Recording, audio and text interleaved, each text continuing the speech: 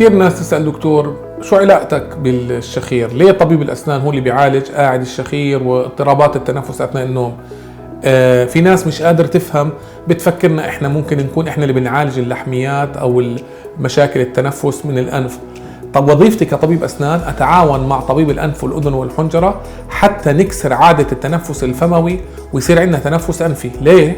لأنه التنفس الفموي بيأثر بشكل كبير على الغازات في الدم، وبالتالي بيعمل نقص في الأكسجين، وبالتالي تعب وإرهاق وعوز في النوم وإعياء مستمر واضطراب. بالتالي التنفس الفموي شيء بدنا نخلص منه. أنا وظيفتي كطبيب أسنان بعد ما طبيب الأنف يفتح مجرى التنفس من خلال الوسائل اللي هو بيقررها، إني أكسر من خلال الأجهزة الفموية عادة التنفس الفموي.